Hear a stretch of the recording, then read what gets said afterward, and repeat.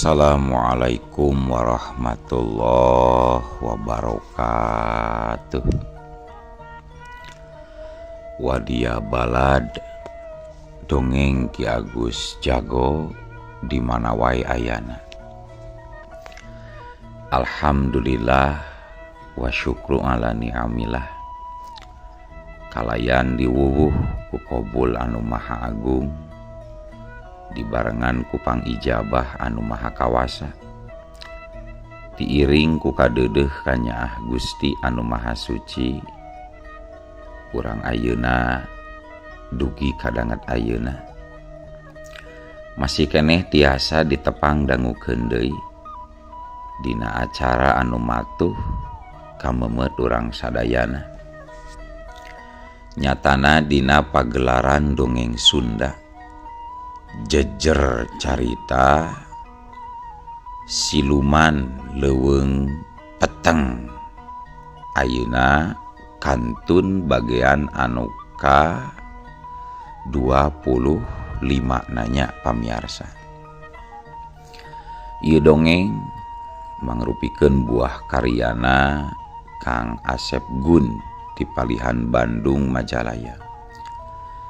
Kangge Kang Asep Gun ngahaturkeun rewu nuhun laksa ketik kabingahan rehna parantos ngintunkeun naskah sakaligus ngawidian mamang kangge medar ieu dongeng dina channel dongeng Ki Agus Jago ieu. Atuh sumangga kanu teu acan subscribe kantun subscribe heula, ngarah langkung pogot sareng langkung sumanget deui ka si mamangna dina enggoning medar ieu dongeng. Ging hilap di like di komennya nu saseueur-seueurna. Laina naon mamang masok bingah gitunya upami maosan komentar-komentar ti para wargi sadayana teh. Kalintang bingahna deui upami mah link video mamang ieu dipangeserkeun atanapi dipangbagikeun. Atuh ngarah teu nyangkolong tingkana waktos sumangga ayeuna mah urang lajengkeun deui dongeng siluman leuweung peteng bagian anu ka 25 na. Kumaha salajengna? Sor cekopina, betot simbutna, pagan heula tali kolorna, bisi morosot, merezel, morozol, uzel-uzelan di tengah jalan. Tempak dong dong tes.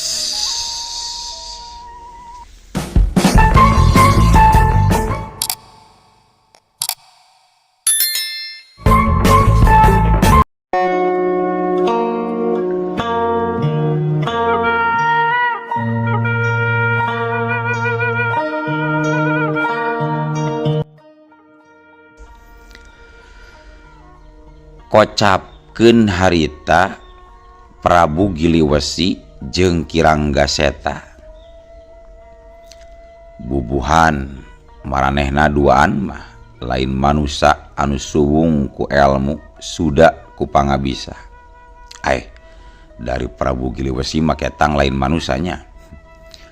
Nya maksude duanana mibanda kaluhungan elmu anu susah pikeun pitandingeunana. Jadi dina waktu anu ngan sakolepat oge maranehna duaan geus anjog ka hareupeun tempat anu ditujuna. Nyatana hiji wangunan anu ngan ukur dijieuna tina batu-batu galede anu ditumpuk-tumpuk. Teu beda we jeung saperti candi gambaranna nama. Ukuran eta wangunan henteu gede atawa henteu lega. Kurang leuwih asup 4 urangan jalma. Legana eta wangunan anu jiga candi teh paling ngan ukur bisa narima 4 jalma. Kiranggaseta jeung Prabu Giliwesi sakadapan mah ukur pating jaranteng jiga nu asa-asa rek arasup teh. Tapi sanggeus lila ngajaranteng antuk nama kojengkang. Kirangga Seta ngojengkang ngadeketan lawang eta wangunan. Atuh Prabu Giliwesi oge nuturkeun ti tukang lalaunan. Barang kira-kira salengkah deui nuju kana lawang, bray. Lawang eta wangunan teh ngagebrai muka. Cilegedeg. Katempo hiji jirim anu make papakean beureum-beureum ngacilegedeg. Dedeganana jangkung begang, beungeutna dekok, kadua matana bolotot sagede-gede zengkol. Kumisna anu geus barodas teh panjang ngaliwatan gado. Janggotna oge sarua panjang liwat ti dada. Pok eta jirim manusa satengah siluman teh nu tayalian ti Ki Jamrong nyarita. Sorana semu berat jeung peura ditujukeun kanu duaan.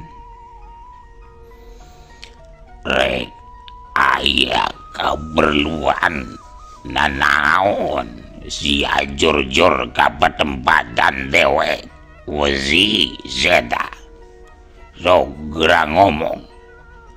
Montong ngajar anteng jiga arca kitu deuleuh. Ngomong.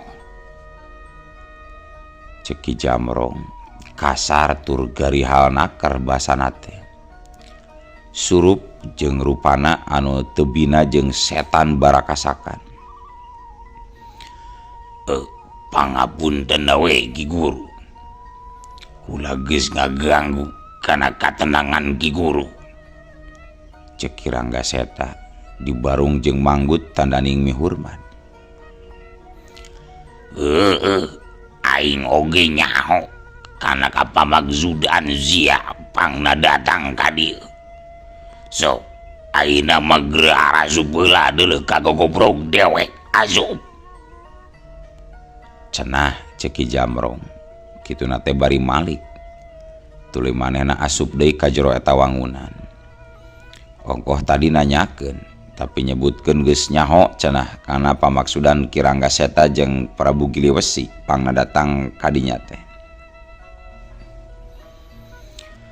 Sanggeus arasup ka jero wangunan atawa bisa disebutkeun tempat patapaanana Ki Jamrong. Harita duanana gukek dariuk dina luhureun batu anu pating jungkiring nu aya di jero eta rohangan wangunan. Kayaanana geuman naker di jero teh. Jaba paroek meredong. Jaba barau hangru deui jeung bau hangseur. Eta patempatan katelahna guha peteng. Masih sawewongkon keneh jeung leuweung peteng. Nyatana wongkon karajaanana Prabu Giliwesi. Ari sacara kasar mah guha peteng teh mangrupakeun tempat anu moal bisa katenjo ku manusia biasa. Ukur kapanggih ku manusia anu mibanda ilmu pangaweruh anu linuhung.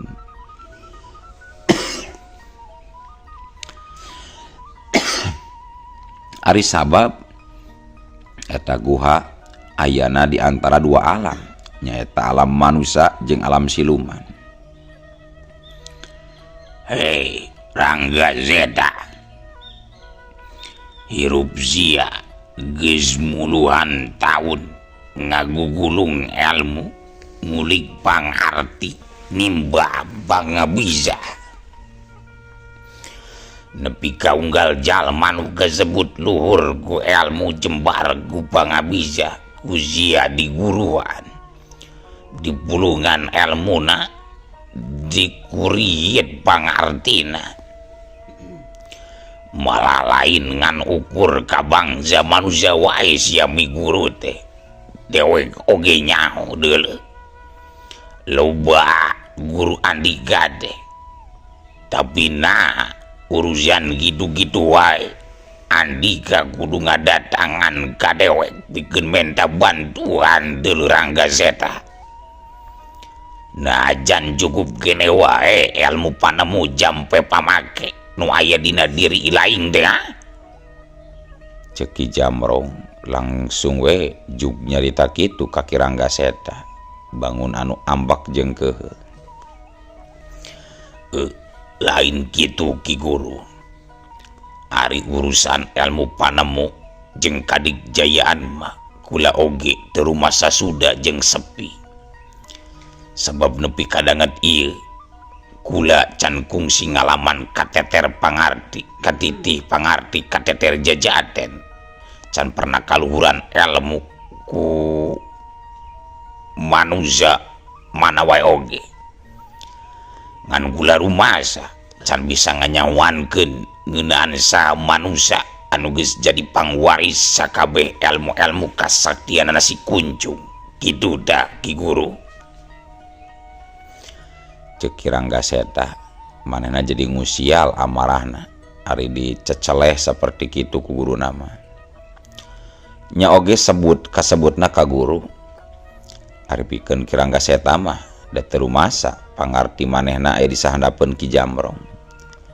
Da puguh cek tadi oge Kirangga Seta mah guguruna lain ka saurang wae. Jadi lain ngandung harti yen manehna teu mampu pikeun ngayonan pangawasana Ki Jamrong. Lah loba alesan sia mah deuleu zeta. Ari diomongan teu kaopan. Belikan pundungan kalah malik molotot ka dewek teh deuleu. Cing daguan heula di dinya sagedeung. Ku dewek rek di tenjo heula dina jimat jurig Jamrong. Panjia teh hayang nyao meureun ka manusia nu jadi muridna si Kunjung lain. Pek daraguan heula ngajedog di dinya nya. Ceuk Ki Jamrong tungtungna eleh deet ngalaksanakeun kahayang muridna nyatana Kirangga Seta. Leos weh Ki Jamrong ngaleos di hareupeun Kirangga Seta jeung Prabu Gilewesi. Bus laju asup kana rohangan anu biasa dipake tatapana. Ari Kirangga Seta jeung Prabu Gilewesi sajongjongan mah duanana teh nu nyarita ngadon pahulang-hulang kawas aya anu keur dipikiran. Untungna Ki Jamrong oge teu lila di jero kamarna teh. Teu kungsi lila oge geus ngurunyung deui. Gek diuk hareupeun nu duaan bari pok nyarita kalawan Daria. Ieu dengegeun kui lain zeta. Nurutkeun panenjo mata badin dewek nu ngaliwatan jimat pusaka dewek anu nelah si Jurig Jamrong.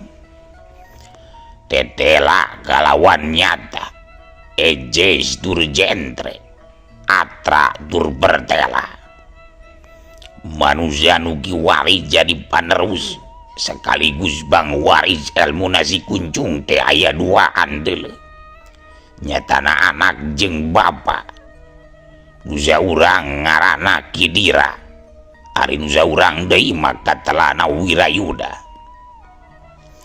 Ari Wirayuda de eta mangrupakeun anak Mazidira. Ari Kidira teh bapana Wirayuda.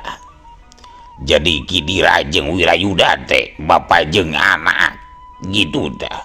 Bae pabelit oge wayahna ngarangardi. Lamun Andika yang nyao lawan berat Gerzia Gadurja kabeh turunan Andika teh lain Kidira. Tapi si Wirayuda anakna pisan. Awas ulah sakali-kali nganggap enteng kaeta manusia anu ngaran Wirayuda. Sagitu dah geus ayeuna mah geura marantok di kaditu. Montong nanya naon deui. Aing mah teu gablegna naon, teu gableg susuku. Datang zia ka dieu ngalon ngariweukeun jung geura marantok. Ceuk Ki Jamrong barang jeung nyarita kitu las cirim Ki Jamrong ngiles di hareupeun Kirangga Seta. Da geningan kitu keterangan ti Ki Guru Jamrong Marazeda. Cenah ngaya dua ngurang manusia nu ngawaris ilmu kadigjayaanna si Kunclung. Tapi Sajeuna tadi tengarana Razeda kula mah tepati ka kadenge, cek Prabu Giliwesi. Make jeung nyebutkeun tepati ngadenge sagala. Sakitu Ki Jamrong nyaritana tarik tur tandas oge. Ki Dirajeng anakna cenah nu ngaran Wirayuda Giliwesi. Kula oge teuing kunaon. Ieu hate ujug-ujug ngageter nalika ngadenge ngaran Wirayuda teh Wesi. Tembal Ki Ranggaseta nagerakeun ngeunaan anu aya dina jero hatena ka Prabu Giliwesi. Ardina bener oge ujaban Ki Guru Jambrong tadi di Razeda. Eta manusia anu ngaran Wirayuda teh teu bisa dianggap enteng pangartina. Tapi ulah hariwang, ulah Zumelang, kaula jeung sakabeh para punggawa siap ngabantu. Lamun kareupna anjeun memang butuh ku bantuan ti kaula. Cek Prabu Giliwesi nagerakeun kabelana ka Ki Ranggaseta. Teu perlu Wesi.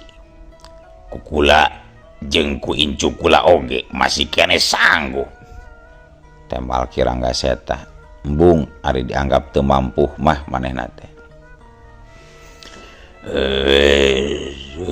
Aduh, jazubur ari kitu mah deuleu Razeda. Ngan lamun kareupna nganjeun butuh mangnuan, ulah kagok-kagok, ulah era-era, tinggal nyarita we ka kula deuleu Razeda. Nya ayeuna kula rek mulang ka alam manusia. Kula ngahaturkeun nuhun kana kahadean jeung kabela anjeun Wesi. Geus teu ngadaguan deui jawaban ti Prabu Giliwesi. Jug les we. Jirim Ki Ranggaseta ngiles ti hareupeun Prabu Giliwesi. Atuh geus puguh kitu mah. Prabu Giliwesi oge harita keneh ngiles di tempat eta. Anu tangtuna pikeun mulang deui ka karatonna. Cag lalampahan Ki Ranggaseta urang tinggalkeun heula. Ayeuna urang nyaritakeun deui kayaan Wirayuda. Harita wanci liwat lohor panon poek keur memeujeuhna moreret. Panasna lir nembus kana embun-embunan. Kocapkeun di hiji tempat anu pernahna aya di sakiduleun lembur Cimaranggi. Eta tempat teh bisa oge disebutkeun leuweung, tapi lain leuweung gerot atawa leuweung geledegan. Sabab urang lembur Cimaranggi oge meh unggal poe laresup ka jero eta leuweung. Anu ngadon ngala suluh, ngala suwung atawa supa, ngala iwung, ngala madu, ngala teuweul, malah anu ngadon bebedil ngala manuk oge unggal poe tara nepi ka eueuh. Bubuhan di leuweung eta mah eueuh sato-sato galak jiga di leuweung sejen. Ari ngaranna eta leuweung biasa urang lembur Cimaranggi mah sok disarabutna leuweung monyet, gigireunana leuweung anjing jeung leuweung bagong. Teuing kumaha sasakalana make jeung disebut leuweung monyet tatanggaan jeung leuweung bagong katut leuweung anjing sagarupa. Sabab da ari di leuweung eta mah eueuh monyet jeung eueuh bagong sesigi-sigi acan padahal nama. Tapi keun bae lah dari ngaranna tempat mah memang sok aya kalana teu asup akal. Kadang aya kikijing, aya cikacang, araraneh. Harita katempo di sisi beh kidul aya rungkun haur anu dapuranana rarembet tur hararieum. Bubuhan awi haurna geus karahot naker nepi ka sagede-gede bitis kolot tangkal haurna oge. Keur sareretan mah di jero rungkun haur jiga eueuhna naon. Jelema nu rek kaleuweung anu ngaranna Suluh unggal poe sok lalar liwat kadinya tara nempona naon. Tapi sararea oge moal aya nu nyangka lamun dihandapeun eta dapuran haur aya liang guha anu nyarang kedong ka jero handapeun akar. Guha teh lumayan gede jeung lega. Cukup keur 5 mah atawa keur 3 jalma. Anu sabenerna mah geuning eta guha teh tayalian tempat panyumputanana si Radok jeung 2 urang baladna. Nyaeta si Bengo katut si Dosol. Abong manusia jahat caricing di tempat anu hara-haraeun jiga kitu oge jigana teh teu ieuh jadi halangan. Teu sieuna dipacok oray atawa dileg-leg meong. Tapi ketang apanan cek tadi oge di leuweung eta mah eueuh sato-sato galak sabangsaning oray jeung lain-lainna. Ngan angger we ari pikeun jalma biasa mah moal aya nu ludeung kangaranan di leuweung. Nya moal tumaninah jika di pelemburan we tangtuna oge. Najan eueuh sato galak oge ari hileud-hileud wae mah jelas pasti aya. Di jero eta guha teh lumayan caang. Eta guha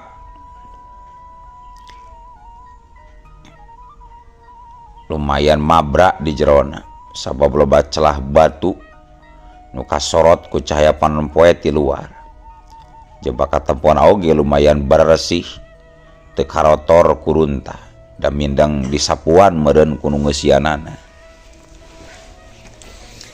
Kadenge harita di eta jero guha anu keur cumarita nyata nama sora si Radok.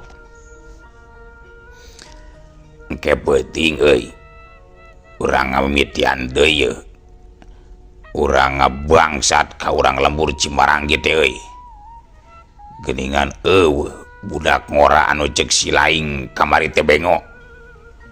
Lamun aya mah sakalian we rek dikojoran tak ku dewek deuleu. Cek si Radok basa maranehna keur ngariung di patengahan eta guha. Keur laliar meureun Kang. Apanan basa penting harita teh keur aya anu nabeuh wayang di lembur babakan lewat ya geuning. Jika nama eta mangkluk teh keur lalajo wayang meureun Kang. Tembal si Bengo ngira-ngira. Dina ayana oge angger we da moal bisa dipaehan atuh Kang. Apanan sidik kaburu kasalempek kudu ngaronda. Jadi we manusia kolot anu meh hampir di podaran oge teu tulus dikojoranana Kang. Kaburu murdul manten para warga. Tembal si Dosol. Maksudna manusia anu teu tulus dipaehan teh nyaeta Mang Madsuri. Sakumaha nu geus kacaritakeun ti heula teh. Montong ngomong si laing mah Dosol.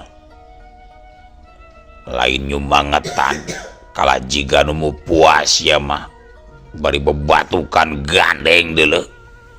Cek si Radok ujug-ujug dipolotot ka si Dosol ngarasa teu dianggap asa teu dianggap meureun. Nah kala ambek akang mah da jeung nyapanan bener teu Bengo. Cek si Dosol deui bari ngareret ka si Bengo menta dukungan meureun. Ari nu direretna kalah ngabalieur. Teu hayangeun nganyakeun kana omongan si Dosol. Kajeun lah atuh ari uing ulang ngomong mah uing rek jempea. Tungtungna si Dosol jadi jiga nu nyungkun atawa maido ka si Radok katut si Bengo. Kituna teh bari cung cengkat leos weh ngaleos di hareupeun si Radok teuing rek ka mana. Pundung meureun ti dituna mah. Jorah sia mah nyingkah ka ditu Dosol. Batur keur ngomong sebener-bener kala jiga nu puas. Dasar si Dosol keur Dosol teh sulit ati belang baya sia mah deuleu. Cek si Radok jadi kutu gendeng. Keun bae Kang lah teu kudu dipikiran teuing si Dosol mah. da geus kitu ti baheula oge adatna. Kumaha tuh ye lalampan urang anu saterusna Kang? Cek si Bengo nanya karep ka si Rado. Maksud dewek timiti beuting ke urang ngadatangan deui lembur Cimaranggi euy. Lila teuing urang cicing teh. Da kudu aya satorkeuneun atuh ka Dendar Mas eta. Wayana we salila urang jadi patalukana mah kudu daek ngajalankeun tugas ti si Agan. Coba ti kitu dewek kaya ngajajal ka budak ngora anu keur waktu teh heula ngelekeun si laing teh deuleu. Temal si Rado ngajelaskeun paniatanana ka si Bengo. Lain anu ngelehkeun kuring budak ngora eta mah Kang, tapi nu ngelehkeun si Dosol. Cek si Bengo, embung ari disebut eleh mah. Sarua we. Pokona nu ngelehkeun sari laing duaan we lah. Jep si Bengo teu nyarita deui. Harita wanci geus tereh nincak ka wanci asar. Tapi panon poe masih keneh moreret. Manuk recet di sarada luhureun tangkal kiara. Pating araclok pating geleber jiga anu saruka bunga naker.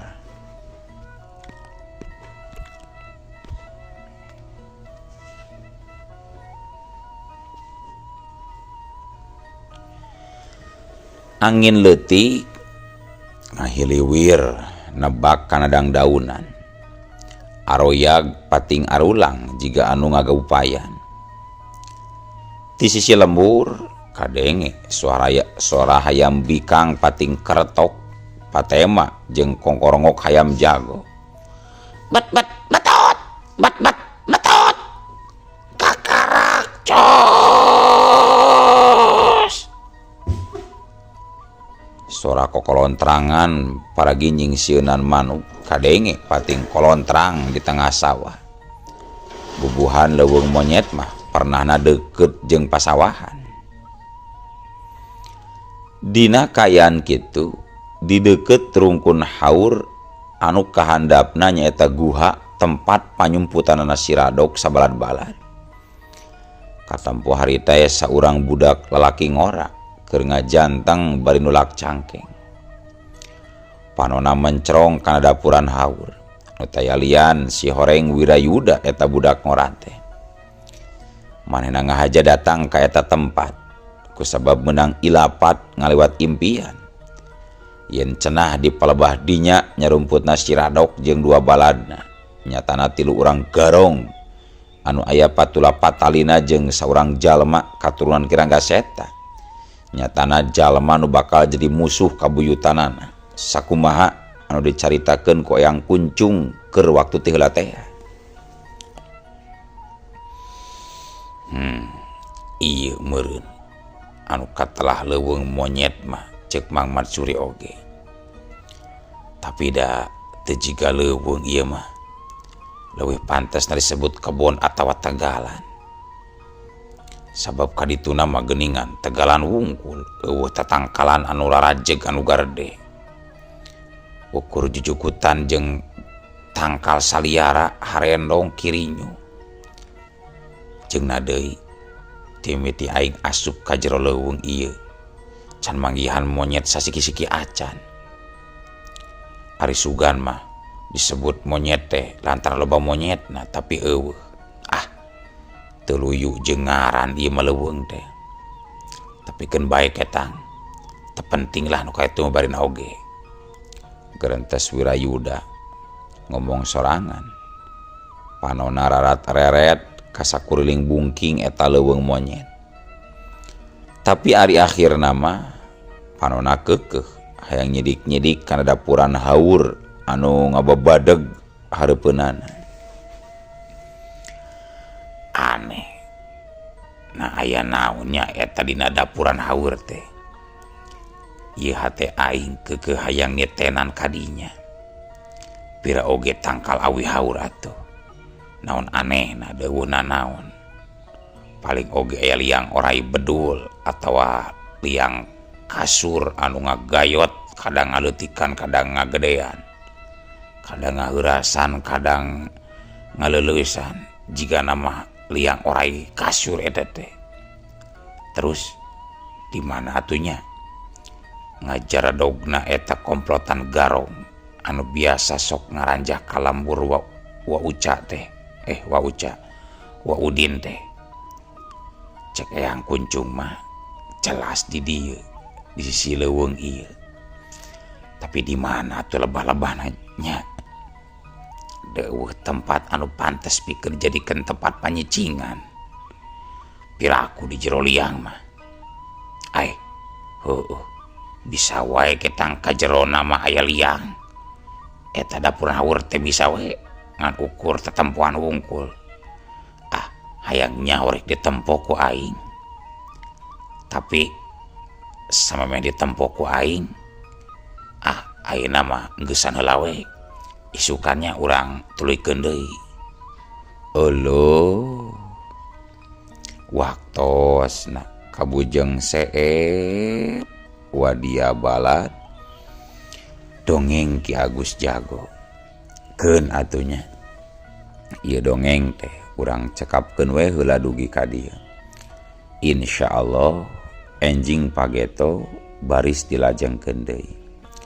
Atuh ku kitu ku kieuna mamang saja amit mungkur amit mundur ti payuneun para wargi sadayana. Hayu Assalamualaikum warahmatullahi wabarakatuh.